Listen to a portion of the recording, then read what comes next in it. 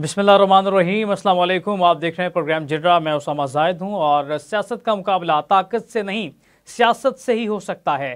ताकत जितनी भी इस्तेमाल कर ली जाए, इससे किसी की सियासत को नहीं ख़त्म किया जा सकता। इस असूल की कारफरमाई हमने भुट्टो ज़िया दौर में भी देखी और ताकत होने के बावजूद जनरल ज़िया भुट्टो की सियासत ख़त्म ना कर सके। नवाज शरीफ की सियासत को जनरल मुशर्रफ की ताकत मात ना दे सकी। अब भी इमरान खान की सियासत को ताकत से ख़त्म नहीं किया जा सकता। इस आफाकी और अब्दी असूल की मौजूदगी में कभी भी ये तवक्को की जा रही है कि जेलों, सजाओं और गिरफ्तारियों से इंसाफ खत्म हो जाएगा। हरगिज़ नहीं। इन इक़दामात से इसी बढ़ोतरी मिलेगी। इमरान खान को जब भी शिकस्त होगी, सियासत के मैदान में होगी, मगर फिलहाल इसके मुकाबले की सियासत कोई कर ही नहीं रहा। इमरान खान अकेला ही सियासत कर रहा है, बाकी तो इक़्तिदार की बंदर बांट में मसरूफ दिखाई देते हैं। इमरान खान की सियासत का महवर उसका बयानिया। अब अगर उसको इमरान खान का मुकाबला करना है तो इमरान खान से बेहतर और ज्यादा मुअस्सर बयानिया लाएगा तो मुकाबला कर सकेगा।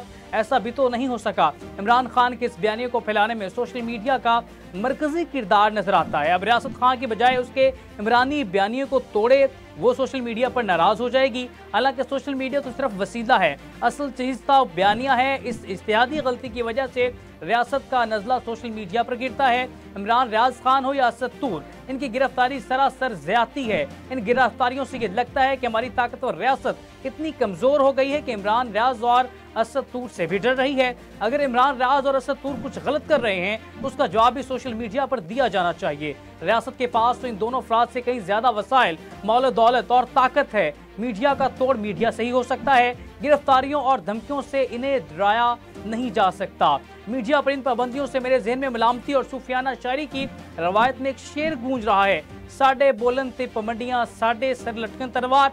मेरी नाकिस राय में बोलने पर पाबंदियों से रियासत मजबूत नहीं बल्कि कमजोर होती है। पाबंदियों से अफवाहें और साजिशी कहानियां जन्म लेती हैं। आम लोगों का रियासत और मेन स्ट्रीम मीडिया पर से एतमाद उठ जाता है। लोग रियासत और हुकूमत को अच्छी बातों और इक़दामात पर भी यकीन नहीं करते, बल्कि इन्हें गुमान होता है कि सब झूठ और प्रोपेगेंडा है। आप याद करें, मार्शल लॉ के एतवार में जब कौमी मीडिया पर पाबंदियां होती थी तो लोग सच्ची खबरों के लिए BBC सुनते थे। कई लोग तो रियासती मीडिया से इस कदर नाराज होते थे कि भारतीय आकाशवाणी को तरजीह देते थे। खुदा करे पाकिस्तान मीडिया की जदोजहद से बिलाखिर हम इस नहज पर पहुंचे कि पाकिस्तान के हालात, पाकिस्तानी मीडिया सोशल मीडिया के जरिए ही लोगों तक पहुंच रहे हैं। अगर ये पाबंदियां और गिरफ्तारियां जारी रही तो लोगों का फिर से नेशनल और सोशल मीडिया पर से ईमान उठ जाएगा और वो गैर मुल्की ज़राए इब्लाग पर इंसार करने लगेंगे। फिर पाकिस्तान नहीं, दुनिया भर में सोशल मीडिया के हवाले से कई तहफ़्फ़ुज़ात मौजूद हैं। बिलखुसूस फेक न्यूज़ का चैलेंज सबसे गंभीर है। रियासत को भी इस पर तहफ़्फ़ुज़ात हैं, लेकिन उसे चाहिए कि फेक न्यूज़ को रोकने के लिए ताकत और दबाव के बजाय कानूनी और आईनी रास्ता इख्तियार करे। मीडिया का अदना कारकुन होने के नाते मेरी एक छोटी सी तजवीज़ है। बैनुल-अक़वामी और मुल्की तौर पर मीडिया को प्राइवेट तस्दीकी मराकज़ खोलने चाहिए। इन तस्दीकी मराकज़ का रियासत से कोई ताल्लुक ना हो, ना इदारे इसका काम में मुदाखलत करें। ये प्राइवेट मराकज़ खबरों और रिपोर्टों की फैक्ट चेकिंग के बाद तस्दीक की इजाज़त दें और अपना सर्टिफिकेट जारी करें। सोशल मीडिया की साख और उस पर चलने वाली खबरों पर एतमाद साजी में इजाफा होगा। ये तस्दीकी मराकज़ बिल्कुल इसी तरह होंगे जिस तरह ISO सर्टिफिकेट जारी किए जाते हैं। पाकिस्तान में तस्दीक की जाती है कंपनी या इदारा बैनुल-अक़वामी उसूल ज़वाबित का पाबंद है, इसलिए इस तजारत और लेन देन किया जा सकता है। इस तस्दीक अमल से सोशल मीडिया के बारे में जो शकूक व शुबात पाए जाते हैं वो कम होंगे और आज का बेमुहार सोशल मीडिया भी जिम्मेदार कहलाने लगेगा। उम्मीद है कि तरक्की याफ्ता ममालिक इस हवाले से पहल करेंगे ताकि बाकी दुनिया भी इन पर पैरवी कर सके। इस तरह के इदारे बनाने से न तो सोशल मीडिया बल्कि आज़ादी मजरू होगी और ना ही रियासती दबाव का शिकार होगा। साथ ही साथ ऐसे प्रोफेशनल गेट कैपिंग का इजाफा भी हो जाएगा। रियासत तो हमारी रियासत या कभी आज़ाद मीडिया को तस्लीम नहीं कर सकी है। 2018 में इतना दबाव था कि जियो की एक नशियात बंद कर दी गई। इसके पाकिस्तान के मुतअद्दिद TV चैनल्स को मुश्किलात का सामना करना पड़ा। बोल को भी बंद कर दिया गया। इसी तरह 2024 के इलेक्शन नशियात में सख्त पाबंदियां हुई, पेशानियों पर सलूटें पड़ गई और अभी कुछ ही देर पहले की बात है कि वॉइस न्यूज़ का लाइसेंस भी आर्जी तौर पर मुअत्तल कर दिया गया। इसी तरह रियासत मीडिया की तनकीद बर्दाश्त करे तो रियासत के लिए फायदेमंद होती है। अगर खुलेआम तनकीद बंद हो जाए तो लोगों के दिलों में लावा पकता है, बगावतें और खून रेजी होती है। जब से मीडिया की निस्बतन आज़ाद है, कोई खूनी एहतजाजी तरीक नहीं चल सकी क्योंकि लोगों का गुस्सा और तनकीद तकरीर से उतर जाता है। अगर ये रास्ते बंद कर दिए जाएं तो गुस्सा, एहतजाज और बिलाखिर शिद्दत पसंदी का रुख इख्तियार कर लेता है। इसलिए बात कर रहे हैं मुसलसल इसी वजह से कि जब आम लोगों को बोलने की इजाज़त दी जाएगी तो अपना गम गुस्सा निकाल लेंगे, फिर आप खूनी इनकलाब की तरफ जाएंगे जो किसी रियासत के लिए मुतम्मिल नहीं हो सकता। इस तमाम तर सूरत हाल पर बात करने के हमारे साथ मौजूद हैं अतीक मलिक साहब, जो कि सीनियर सहाफ़ी हैं, तजज़ियाकार भी हैं, और हसन अदील साहब जो कि NA 60 से पाकिस्तान तहरीक के निशान पर इलेक्शन कंटेस्ट कर चुके हैं। अतीक मलिक साहब, सबसे पहले बात करेंगे, पाकिस्तान में मुख्तलिफ अदवार में मीडिया पर पाबंदियां रही हैं और हर दौर में हर हुकूमत अपने जो नाकिद एंकर्स हैं उनको लेकर काफ़ी पॉइंटेबल नजर आती है। क्या समझते हैं, पाकिस्तान इस तमाम तर निज़ाम में सर्वाइव कर सकता है मीडिया पर दबाव डाल के? ने हमें इनवाइट किया। देखिए, ये जो मीडिया पर पाबंदियां लगाना है, ये आज से नहीं बल्कि कई साल से जो तारीख है वो इसका हिस्सा बिल्कुल बन चुकी है, और तारीख को जब कभी जुटाया नहीं जा सकता, क्योंकि माजी करीब में और जो अगर बात करें 1980s की और अर्ली 90s की, तो उस वक्त भी मीडिया पर पाबंदियां लगाना कोई जो छोटी बात नहीं थी। तो ये बात पहले से होती चली जा रही है, और ये मेरे ख्याल से अब तक जो है वो कई बार हुकूमतों में ऐसी बातें रिपीट जो है होती चली जा रही है। हम लोग अगर PTI की बात कर लें तो उस वक्त भी देखा ही गया था कि जो मनपसंद चैनल्स थे उसमें जो चैनल्स और जो एंकर से उनका नवाजा जाता था, और जो बाकी जो नून लीग की दौर की अगर बात करें तो उसमें भी इस तरह की रवायत जो है वो देखने को मिलती है। तो मुझे नहीं लगता कि अगर इस तरह की रवायत बरकरार रहती है तो आइंदा चंद सालों में जो मीडिया के लिए जो है वो बेहतरीन हालात जो है वो साजगार हालात जो है वो बन सकते हैं, क्योंकि माजी में देखा यह गया है कि जैसे पाबंदियां लगती हैं और जैसे ही उन पर मुश्किल हालात आती हैं तो मीडिया के लिए सर्वाइव करना बड़ा मुश्किल हो जाता है। आप भी काफी ऐसे फील्ड में हैं और हर चीज को बखूबी जान रहे हैं और बड़ी बारीक से चीजों को देख रहे हैं। तो ये चीजें जो है वो खत्म करना बड़ा जरूरी है, और जब तक इन चीजों पर ओवरकम नहीं किया जाएगा तो मेरा नहीं ख्याल कि मीडिया के लिए जो हालात साजगार हो सकते हैं। मलिक साहब, एक और बड़ा अहम पॉइंट है, जिस तरह से आज इमरान रियाज और असद तूर की सूरत में दूसरे एक जर्नलिस्ट हजरात को देख रहे हैं, उनके खिलाफ भी एक हमारे ही साफ़ी भाइयों के एक ब्लॉग नजर आता है। क्या समझते नहीं कि साफ़ी तंजीमों को एक पॉइंट पे होना चाहिए इस मामले में? देखिए, ये तो बड़ा जरूरी है माना है, क्योंकि जब तक हम एक यूनिटी नहीं होंगे और ना ही हम एक दूसरे का दफा कर सकते हैं और ना ही हम एक दूसरे के लिए बेहतर काम जो कर सकते हैं। जब हम देखते ही हैं कि एक जो चंद सहाफ़ी जिनको ये कहा जाता है कि आप किसी जमात के तर्जुमान हैं, और कई सहाफ़ी को ये कहा जाता है कि आप सहाफ़ी नहीं हैं, तो मेरा ये ख्याल है कि अभी इन चीज़ों से बाहर निकल कर एक यूनिटी का जो इख्तियार करनी चाहिए, जिसमें हम लग सके कि वाकईतन एक हम पढ़े लिखे तबके से ताल्लुक रखते हैं और हम एक हैं, बल्कि हम एक दूसरे के बाजू हैं। तो जब तक ऐसा माहौल नहीं बनेगा और जब तक हम यूनिटी इख्तियार नहीं करेंगे, तब तक इस तरह की जो चीजें हैं और जिस तरह के मामलात हैं वो नजर आते रहेंगे, खा वो असद तूर की शक्ल में हो, खा वो उसामा जाहिद की शक्ल में हो या अतीक मलिक की शक्ल में हो। बिल्कुल। हसन अदील साहब, NA 60 से विकेट के निशान पर पाकिस्तान तहरीक इंसाफ के हिमायत याफ्ता उम्मीदवार थे। हसन साहब, बड़ा मसला हम ये समझते हैं कि इंसाफ का फुकदान है, हमारे सहाफ़ी दोस्तों का इस हवाले से शिकवा है, रियासत का शिकवा है, मुख्तलिफ पॉलिटिकल पार्टीज़ का शिकवा है। हर दौर में हमने देखा कि इंसाफ का जो बोलबाला नहीं हो सका और मुख्तलिफ इदारे इसकी जद में आए। आपने NA 60 से इलेक्शन कंटेस्ट किया, आपके भी तहफ़्फ़ुज़ात हैं, आप क्या समझते हैं इस निज़ाम के साथ हम सर्वाइव कर सकते हैं? जी, बहुत शुक्रिया पहले तो मुझे इस इंटरव्यू में लेने के लिए। इस बारे में मैं ये कहूंगा कि इंसाफ तो अब बहुत दूर की बात रह गई है। ये ऐसा लग रहा है कि हमारा मुल्क एक जंगल बन गया है, बल्कि जंगल में भी शायद कुछ कवायद होते हों, इस मुल्क में तो वो भी नहीं है। मनमानी हुकूमत अवाम के मैंडेट को चोरी करके दिन दहाड़े डाका डाल के एक हुकूमत आप कायम कर लें, तो मुझे बताएं वो निज़ाम कैसे चलेगा?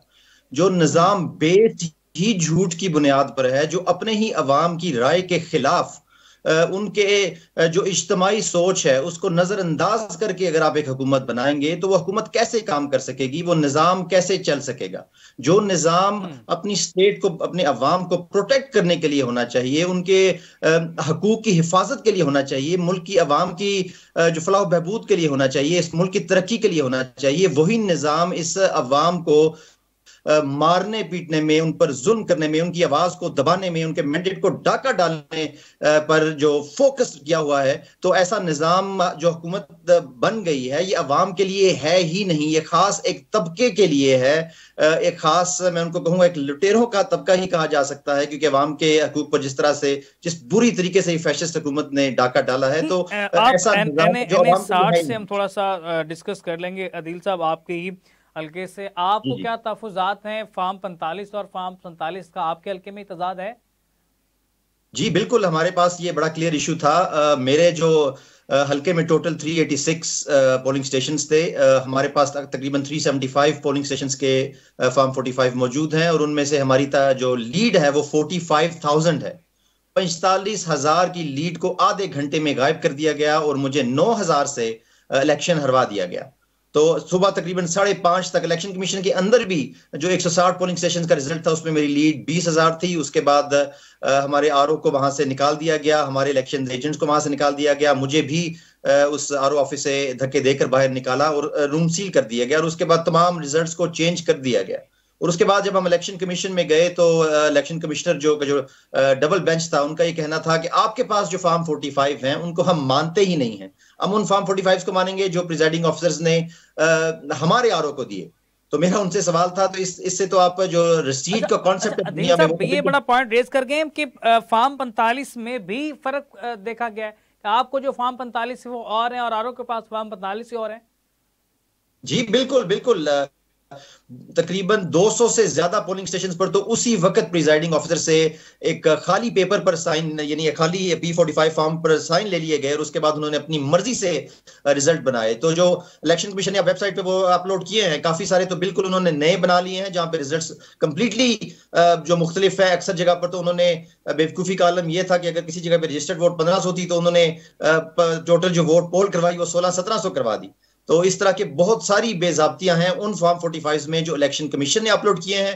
हमारे पास जो सही फॉर्म 45 हैं और जो बाकी जो डिफरेंट पार्टीज के जो उम्मीदवार थे उनके साथ भी हमने जो अपने फॉर्म 45 टैली किए हैं जो कि प्रिजाइडिंग ऑफिसर्स ने हमारे पोलिंग स्टेशंस को दिए, वही ओरिजिनल है। और उनमें और इलेक्शन कमीशन ने जो अपलोड किए हैं बे इंतहा उसमें तब्दीलियां कर दी गई हैं और बे इंतहा बेजाब्तियां हैं उसमें। अतीक साहब जो बात कर रहे हैं हसन अदील साहब, फॉर्म 45 में भी तजादात हैं, तो फिर वो क्या वजह पेश आई कि 3 को 9 करने की, 4 को 5 करने की, नए भी बनाए जा सकते थे, ये क्या मामला है?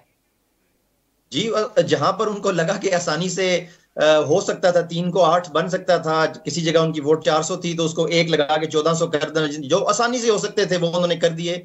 क्योंकि सारे 386 प्रिजाइडिंग ऑफिसर्स थे, सब ने उनकी बात मानी भी तो नहीं होगी।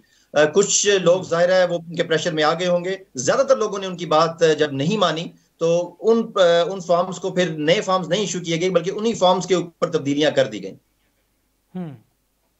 तो ये थोड़ा सा तब्दीली सामने आई है फॉर्म 45 और 47। अक्सर हम देखते हैं कि पॉलिटिशियंस जो है आपस में मुलाकात कर रहे होते हैं। आज भी हमने देखा हसन मुर्तज़ा साहब से मिले हैं शौकत बसरा साहब, तो कहते हैं जी आप फिर एक दफ़ा हार गए। कहते जी हम फॉर्म 45 के मुताबिक जीते हुए हैं, फॉर्म 47 वाले नहीं हैं, फॉर्म 47 वाले आप फिर रहे हैं। तो फॉर्म 45 और 47 से भी आम कौम को इस वक्त इमरान खान ने रोशनास करवा दी है। वैसे ये तो तरीके इंसाफ ने अच्छे काम किए हैं। वैसे पाकिस्तान तरीके इंसाफ में वैसे ही पाकिस्तान की सियासत में कुछ नई चीज़ें डेवलप की हैं, मुतारफ़ करवाई हैं उन्होंने। बड़ा ये फॉर्म 45 और फॉर्म 47 वाला हमारे ढाबे में भी, आज हमारी रेडियो पे भी फॉर्म 45 और 47 डिस्कस होना शुरू हो गए। वैसे अतीक साहब एक अच्छा जेस्चर गया कि पाकिस्तान का आजकल बच्चा बच्चा भी सियासी हुआ फिरता है। जी देखिए, जो फॉर्म 45 और 47 के शऊर की आपने बात की, सिर्फ ये नहीं, इमरान खान साहब ने इस कौम को जगा दिया है। इमरान खान साहब से पहले हम एक हजूम थे, अब हम एक कौम बन गए हैं। पहली दफा हमें अल्हम्दुलिल्लाह हम तारीख के उस जगह पर खड़े हैं पाकिस्तान में। हमें फख्र करना चाहिए कि हम ये सब विटनेस होते हुए देख रहे हैं कि एक अजीम लीडर हम में आया और कौम जो बिल्कुल एक हजूम थी, बिल्कुल बिखरी हुई थी, मायूस थी इस सिस्टम से। आप 2013 में कभी वोटर्स के पास अगर आप जाएं उन इलेक्शन के दिनों में, जो यंग वोटर्स थे स्पेशली, वो अपने दूसरे कामों में मशगूल होते थे, उनको ज्यादा दिलचस्पी ही नहीं होती थी सियासत से। और अब आप देखें कि 18 से 24 साल के जो नौजवान हैं, खासतौर पर ये जो एज ग्रुप की बात कर रहा हूं, उन्होंने सबसे ज्यादा इस इलेक्शन में पार्टिसिपेट किया। और ये इसी बात का इंदिया देता है, इसी बात का सबूत है कि इमरान खान साहब ने इस कौम को एक शऊर दे दिया है, नौजवानों को बेदार कर दिया है, एक नई सोच दे दी है।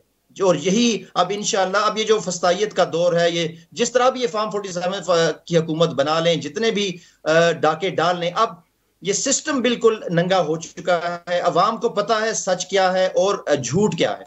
यही वजह है, यही वो शऊर है। क्यों है हसन अदील साहब, तजादात क्यों हैं?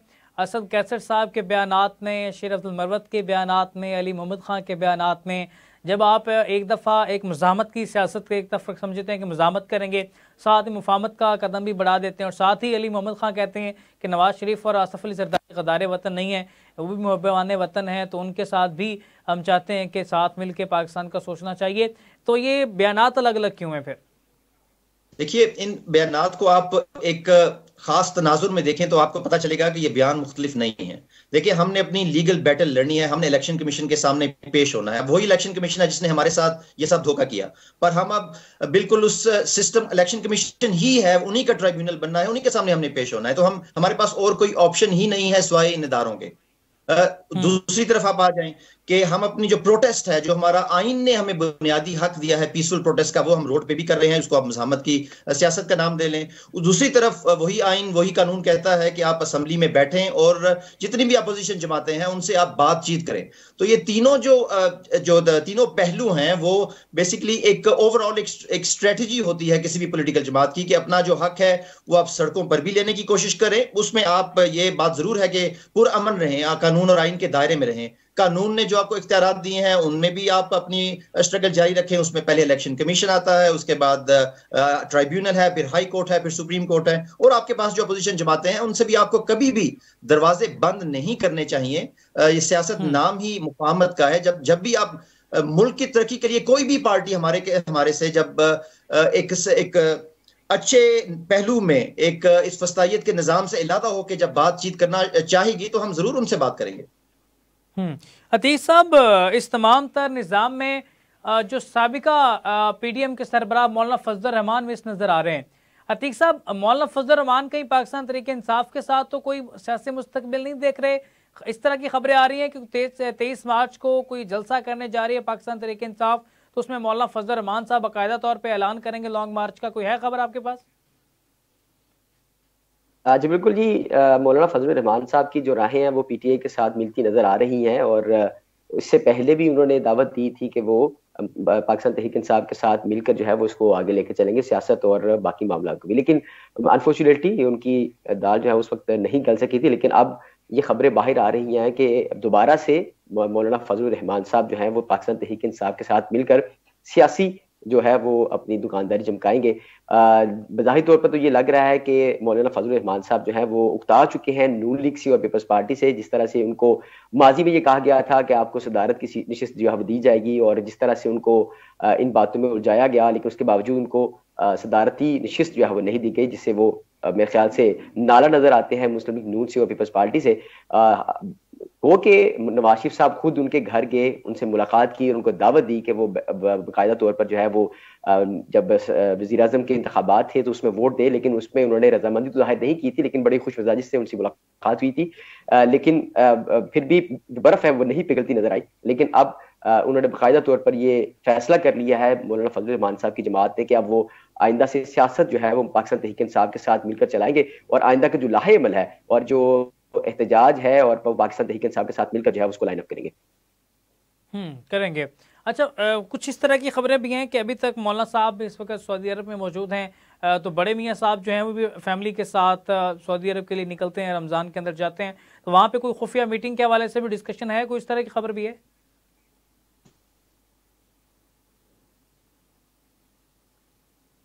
अतीक साहब सुन सकते हैं?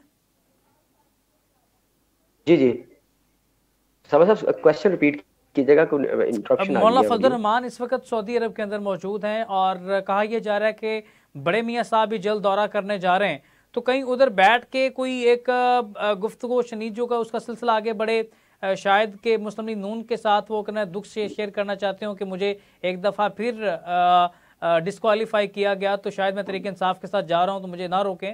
वो इस तरह की मीटिंग की बात गश्त है?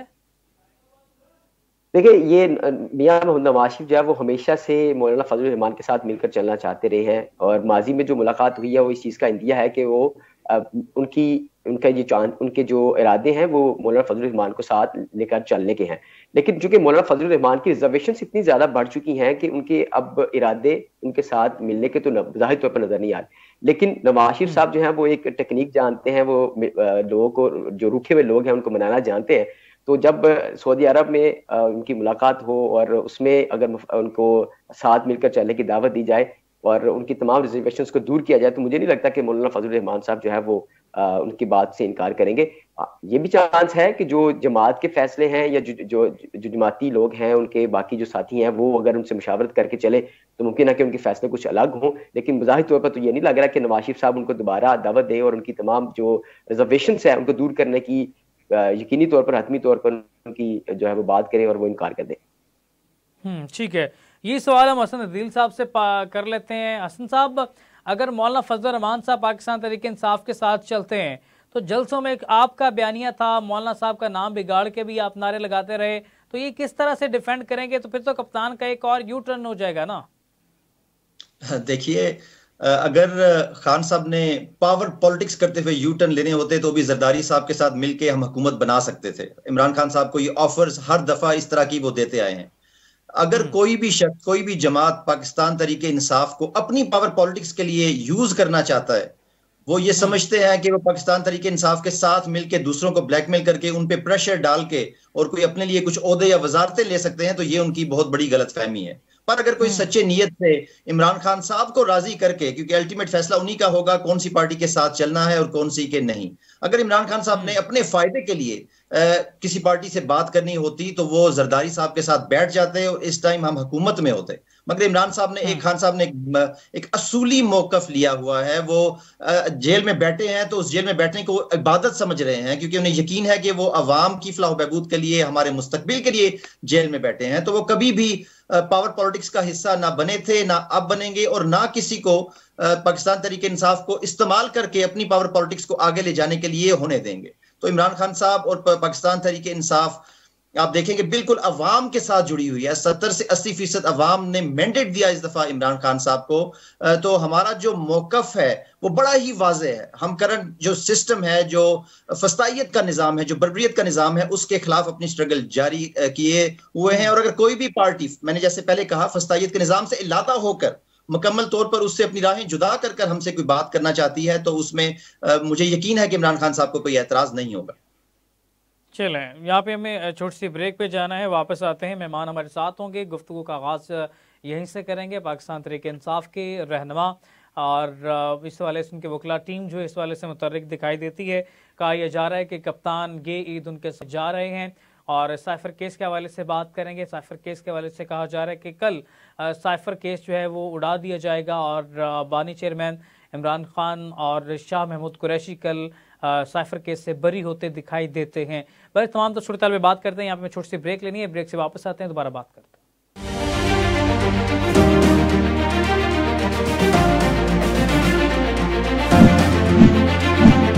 वेलकम बैक नाज़रीन। जिस तरह से गुफ्तगू जारी थी, हसन अदील साहब आपसे बात करेंगे, जेलम की थोड़ी सूरत हाल पे बात कर लें। फवाद चौधरी साहब ना 3 से ना 13 से कहाँ गए? तरीके इंसाफ से भी लातल्लुकी का इजहार कर दिया, और अभी तक उनकी मुश्किलात खत्म नहीं हुई हैं। वजह क्या है? गलती ये हुई कि उन्होंने तरीके इंसाफ को बिल्कुल ही शुरू में छोड़ दिया। जैसे ही थोड़ा सा प्रेशर आया, फवाद चौधरी साहब ने अपनी राहें पार्टी से जुदा कर ली।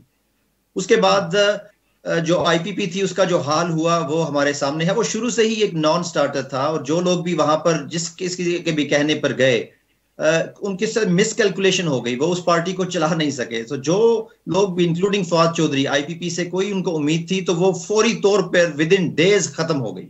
उसके बाद जब उन्होंने वापस तरीके इंसाफ का रुख इख्तियार किया तो तब बहुत देर हो चुकी थी। इमरान खान साहब ने अपना एक जहन बना लिया था कि जो लोग भी, स्पेशली ये जो main leadership, so called main leadership थी शुरू में, जिनको वजारतें दी गई, जिन्होंने हुकूमत में बड़े बड़े ओहदे एंजॉय किए और बड़ी रिस्पेक्ट और बड़ी पावर एंजॉय की, उन लोगों को कम से कम इमरान खान साहब का साथ इस तरह से नहीं छोड़ना चाहिए था, इतनी जल्दी नहीं छोड़ना चाहिए था। देखिए, पार्टी में तकालीफ आई, हमारे सामने शहरियार अफरीदी साहब की मिसाल मौजूद है, अली मोहम्मद खान साहब की मिसाल मौजूद है, और दीगर बेशुमार लीडरान हैं। मेरे अपने वालिद साहब को 3 बार गिरफ्तार किया गया, सब पर मुश्किलात आई, मगर हम पार्टी के साथ खड़े रहे और एक लम्हा भी नहीं सोचा कि हम इस हक और सच के रास्ते से अपने आप को इलादा करेंगे।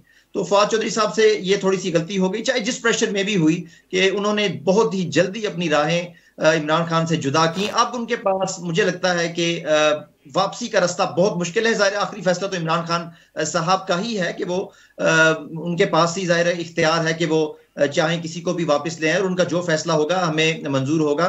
तो ये इसमें सारी लॉजिक है कि बहुत अच्छा यही सवाल हमारे साथ एनालिस्ट मौजूद हैं अतीक मलिक साहब। अतीक मलिक साहब ग्राउंड पे सारी चीज़ें देखते रहे। अतीक मलिक साहब, फवाद चौधरी साहब बड़ी जल्दी छोड़ गए, जिस तरह से हसन अदील साहब ने फरमाया पार्टी से अलहदगी इख्तियार कर ली, लेकिन इसके बाद एक तांता बंधा रहा, प्रेस कॉन्फ्रेंसेस होती रही, आप ही कई प्रेस कॉन्फ्रेंसेस को आपने कवर किया, उनके जो एक्सप्रेशन थे, आप ऑफ द रिकॉर्ड भी उनसे बातें करते रहे होंगे, लगता था किसी प्रेशर की वजह से गए हैं या कि मफादात आड़े आए?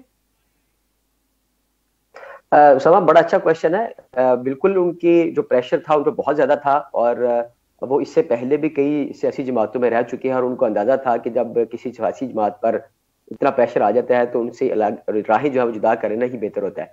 लेकिन उनसे एक बेहतर काम तो ये आया कि उन्होंने बर वक्त अपनी पार्टी को छोड़ दिया। लेकिन उनसे एक जो बड़ी गलती हुई यही कि वो बाकायदा तौर पर जो है वो पार्टी के साथ वो रास्ते में रहे थे, और इस बात का अंदाजा जो है बहुत सी जो कह सकते हैं कि जो इदारे थे उनको इस बात का बखूबी अंदाजा था, और ये बातें जो मुख्तलिफ मीडिया की जीनत भी बनती रही कि फवाद चौधरी साहब जो है वो माफी तलाफी के लिए भी मुख्तलिफ सियासी जमातों और जो मुख्तलिफ रहनुमा है पाकिस्तान तहरीक इंसाफ के उनके साथ जो है वो राब्ते में है। और बाकायदा तौर पर चूंकि उन्होंने IPP ज्वाइन कर ली थी, और IPP जिस दिन ज्वाइन की थी उस दिन तस्वीरें भी उनकी आया हुई थी, जिस वक्त वो अपनी बिल्कुल एंड वाले निशिस्त पर बैठे हुए थे और मुंह पर हाथ रखकर अपना चेहरा छुपा रहे थे और छुपाने की कोशिश भी कर रहे थे, और वो ये जाहिर करना चाह रहे थे कि मैं खुशी के साथ उस जमात में दाखिल नहीं हुआ हूँ, ना शामिल हुआ हूँ, लेकिन किसी प्रेशर की वजह से मुझे इस जमात में शामिल किया गया।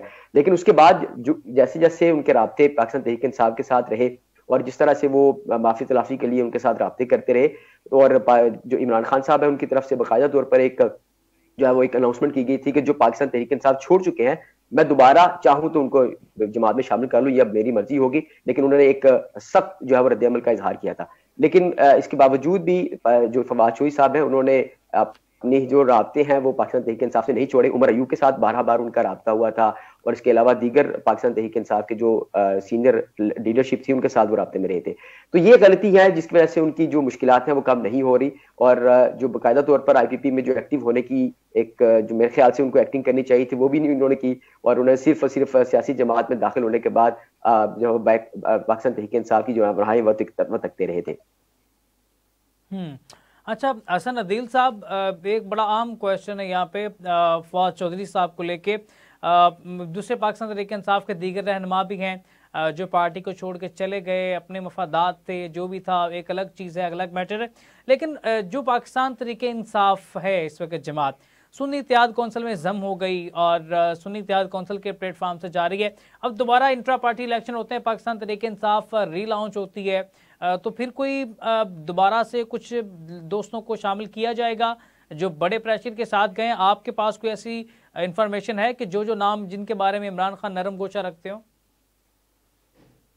अभी तक जहां तक मुझे इमरान खान साहब का एक कंसिस्टेंट स्टांस इस बारे में नजर आया है वो यही है कि जो भी जरा सा भी लड़खड़ाया, जिसने भी मुश्किल वक्त में इमरान खान साहब और इस तहरीक इंसाफ और इस मिशन का साथ छोड़ा, इमरान खान साहब उस बारे में बिल्कुल भी फ्लेक्सिबल नहीं है, 1% भी नहीं है उनका। कैटेगोरिकली उन्होंने इस पे एक क्रॉस लगा दिया है कि इन सब लीडरान को वापस नहीं लिया जाएगा। इसकी मिसाल में इलेक्शन सियासतदान तो बचा ही कोई नहीं है ना जी। टोटल वुकला टीम इस वक्त पूरी पार्टी को ऐसे लगता है जैसे हाईजैक कर लिया गया। देखिए उस मुश्किल वक्त में सिर्फ वकला ही एक ऐसी बरादरी थी, और हमारे पास जो ILF हमने बनाई थी वही एक ऐसी फोर्स हमारे पास रह गई थी जो बाहर निकल सकती थी। देखिए इलेक्शन से पहले 9 मई के बाद इमरान खान साहब से मिलना नामुमकिन था स्वाय वकला का। जब वहां पर कोई भी जाता था, वकील नहीं होता था, तो उसको जब जैसे ही बाहर आते थे या अंदर जाने से पहले ही गिरफ्तार कर लिया जाता था। तो इमरान खान साहब की स्ट्रेटेजी थी उस वक्त के वकला बरादरी को ही आगे लाया जाए। और कोई देखिए हमारे, अब मुझे अपने जेलम का पता है, कोई बंदा उस वक्त उन मुश्किल हालात में टिकट लेने को ही तैयार नहीं था। 9 मई के बाद इतने मुश्किल हालात बन गए थे, तो वकला बरादरी ही थी जो दलेर होकर, निडर होकर सामने आई और इस मिशन का साथ दिया और इस पार्टी को बचाया, आगे लेकर गए, इलेक्शन की एक स्ट्रेटेजी कंपाइल की, और उस अच्छी स्ट्रेटेजी का रिजल्ट्स, पॉजिटिव रिजल्ट्स हमारे सामने हैं कि 2/3 की अक्सरियत से जो PTI के जो अरकान थे वो मुंतखब हुए और असम्बली में आ नहीं सके फॉर्म 45-47 की वजह से, पर 2/3 अक्सरियत पाकिस्तान तहरीक इंसाफ को मिल चुकी है। और इन्हीं वकला को जिनके बारे में आप ये ऐसे कहते हैं कि उन्होंने शायद पार्टी को हाईजैक कर लिया है वगैरह वगैरह, उन्हीं की कमाल की स्ट्रेटेजी की वजह से पार्टी मजबूत हुई, पार्टी खत्म नहीं हुई, बल्कि मजीद इसकी पॉपुलैरिटी में इजाफा हुआ अल्हम्दुलिल्लाह। पॉपुलैरिटी में इजाफे के बड़ा किरदार तो शेर अफजल मरवत है ना जी, लेकिन शेर अफजल मरवत को भी तनकीद का निशाना बनाया जाता है।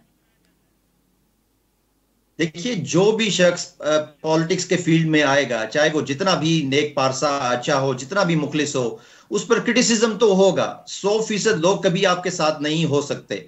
24 करोड़ अवाम का ये हमारा मुल्क है, हमारे पास अपोजिशन भी हैं, हमारे पास और लोग भी हैं जो पाकिस्तान तरीके इंसाफ के मुखालिफ हैं, तो 100% लोग तो कभी भी आपकी तरफ नहीं हो सकते। अब शेर अफजल मरवत एक हमारे सामने जिंदा मिसाल है, एक अजीम मिसाल है कि एक वकील थे वो, और उन्होंने इस तहरीक को अपने सीने से लगाया, अपने इमरान खान साहब के नजरिए को अपने दिल में बसाए, वो आगे बढ़े, उन मुश्किल हालात में उन्होंने एक स्टैंड लिया, और अब इस टाइम उनकी एक नेशनल लीडर की रिकग्निशन है। पूरे पाकिस्तान में उनकी एक अल्हम्दुलिल्लाह अपनी भी ब्रांड है, वो एक फैन फॉलोइंग है। उसकी वजह सिर्फ यही थी कि उन्होंने इमरान खान साहब के नजरिए को मुश्किल तरीन वक्त में आजमाया और डट कर शेर की तरह सामने खड़े हो गए। और जो लीडरान जिनकी आप पहले बात करते हैं, कोई लीडरान हमारे पास रह नहीं गए, उनको मैं लीडर समझता ही नहीं हूं। जो मुश्किल वक्त में अपने नजरिए के को छोड़ दे, जो मुश्किल वक्त में अपने लीडर का साथ छोड़ दे, उसको तो मैं लीडर मानता ही नहीं हूं।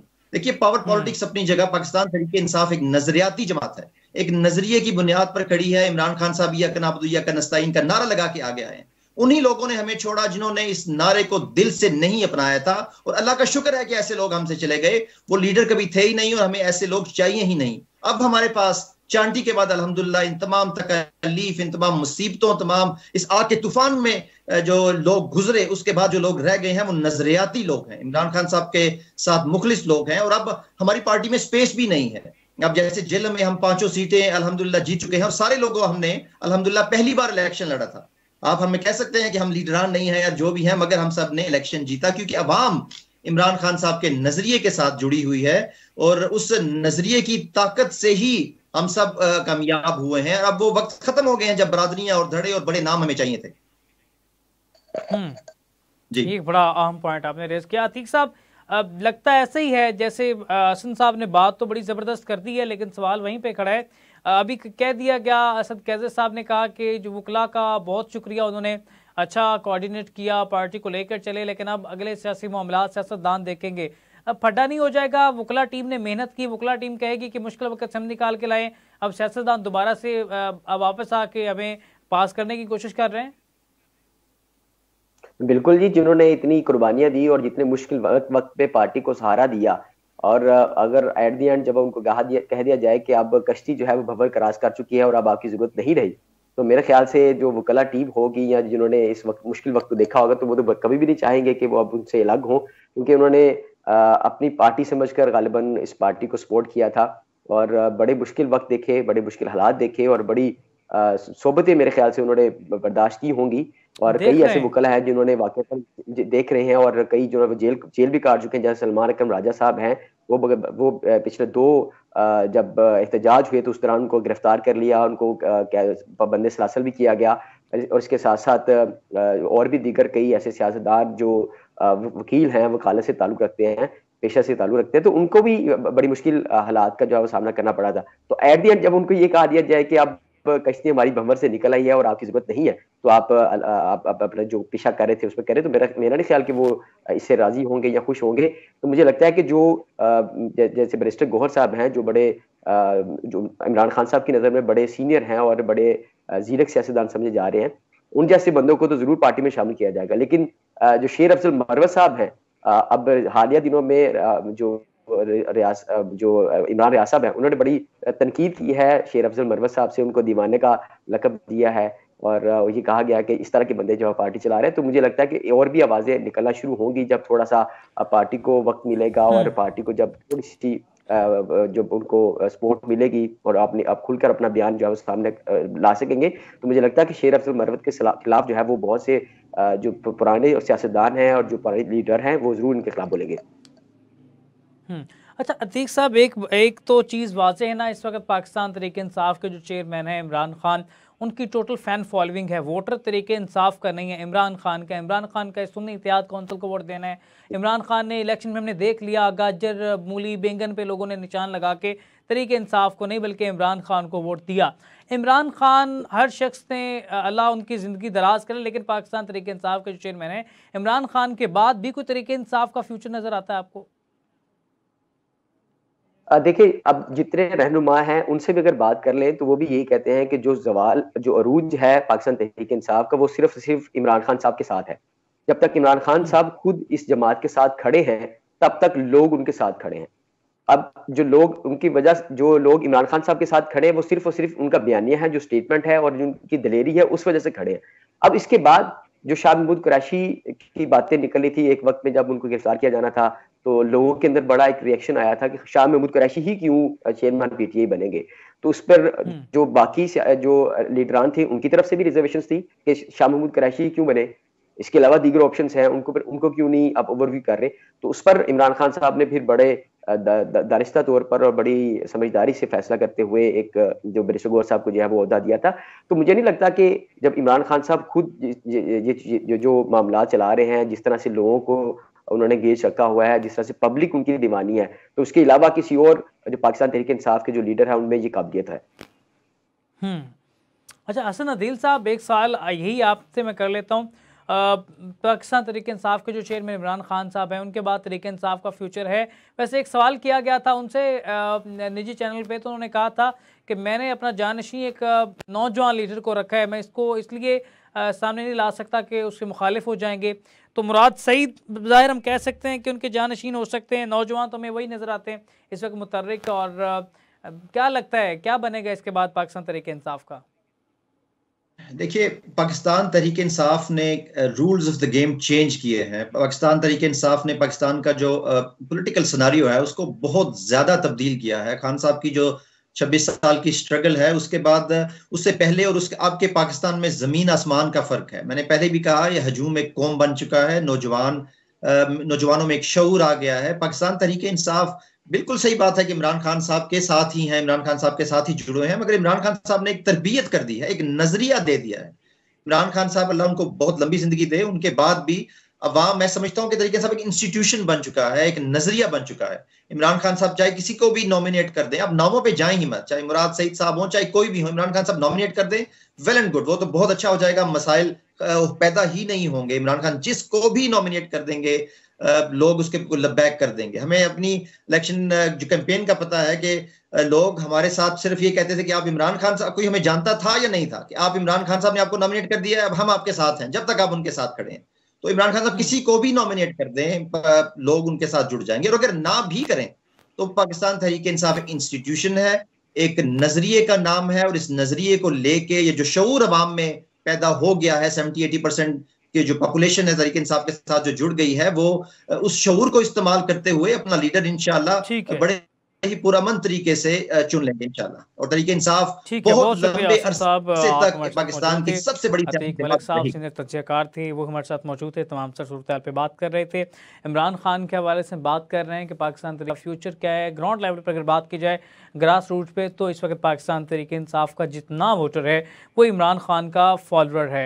और इमरान खान अगर सियासत से बाइकआउट करें, अगर बज़ाहिर नज़र तो नहीं आता ऐसा, और उनकी अल्लाह ज़िंदगी दराज करे, तमाम पाकिस्तान के सियासी लीडरान के लिए हमारी पॉजिटिव जेस्चर है। लेकिन हर शख्स ने दुनिया से जाना है, तो अगर उसके बाद पाकिस्तान तहरीक इंसाफ अगर फ्यूचर देखा जाए ग्रास रूट पे, तो पाकिस्तान तहरीक इंसाफ का फ्यूचर कोई ख़ास नज़र ब्राइट नहीं नज़र आता। उसकी वजह ये कि पाकिस्तान तहरीक इंसाफ के इस वक्त उनके बानी जेल में हैं, तो बाहरी ज़ात तरह के मामलात, लड़ाइयाँ जारी हैं, और एक उनका असल बयानिया जेल से असल बयान क्या है वो बाहर आते आते 4 हिस्सों में बढ़ जाता है। तो आगे जाके पाकिस्तान तहरीक इंसाफ किस तरह से सर्वाइव करेगी, ये एक बहुत बड़ा सवाली निशान होगा, और किस तरह से लेकर चलेगी एक अलग सवाली निशान है।